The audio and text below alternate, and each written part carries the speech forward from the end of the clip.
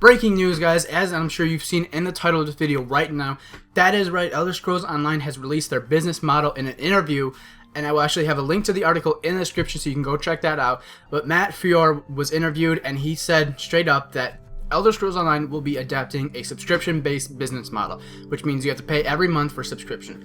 Now, I want to weigh in my opinion on this, but I want to say what he said in the article. Matt Fior responded with, there's been a lot of games like Elder Scrolls Online and World of Warcraft, Final Fantasy XI, they've had subscription-based models, and there's some that have had, much like Star Wars, the Old Republic model, where it's you have to pay to get certain access to certain things.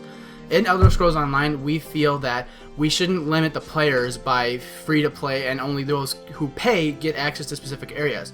In this, you should be a fully customized person, your own entity, and you should be able to carry on. But I want to lay in my opinions about that. If you want to go check out that interview, the article will be in the description. I do encourage you to check it out because you should get some information if you're considering buying the game. But I wanted to talk about why I think subscription-based models are the best.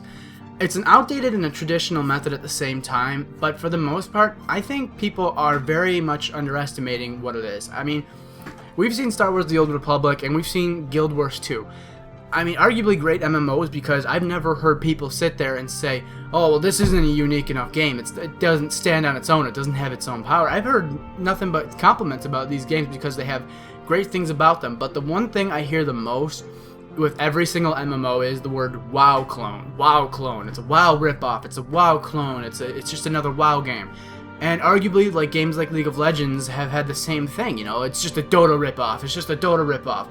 But this is one of the things that I found to be very amazing about the article, was because he was saying, Elder Scrolls, some previous articles as well, they're saying that Elder Scrolls Online feels like an Elder Scrolls game, just it's adapted onto an MMO aspect of it.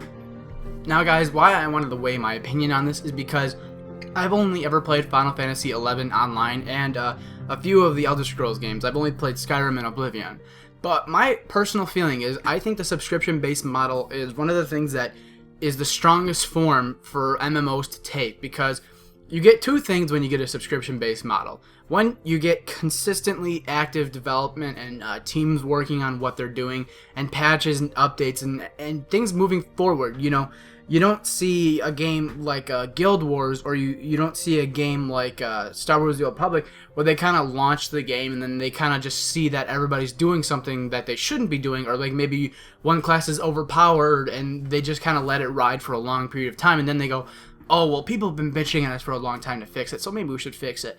When you get a subscription-based model, games like Final Fantasy XI and World of Warcraft, they took more of the time to say, okay, every single week we're going to patch or tweak things that needed to be fixed because we've been visually seeing it ourselves. Like, that's kind of the promise that you get from the development side that I personally respect a little bit more than a free-to-play, and then you could have a subscription model in the game, or you just pay once flat fee. I could obviously be wrong in this situation, but this is my personal opinion on it, and I think that that's something we're going to really need in Elder Scrolls Online, because as we saw from that early alpha footage when they were doing the live event, we saw a lot of cool things going on, but we saw a little bit of OP-ness in most of the stuff that was going on. And it could be arguably that the dungeon was a slightly lower level than what they wanted to demonstrate the game be at. But I think it's something important. We take the subscription model and we develop a really strong player base, and then we really flesh out the world. They patch the, you know, all the bugs or the glitches and things like that. They make sure that none of the classes are OP, and I think that's really a good adaptation for a business model, because that puts more pressure on developers. If you pay your $60 when you got Guild Wars 2 and you expected nothing after, like you expected the game to be perfect, yeah, it'd be a reasonable business model, but we expect things to be fixed. We expect expansions to come out. We expect there to be problems. And I think that's really my personal opinion and what is a good thing for Elder Scrolls Online in specific detail, you know.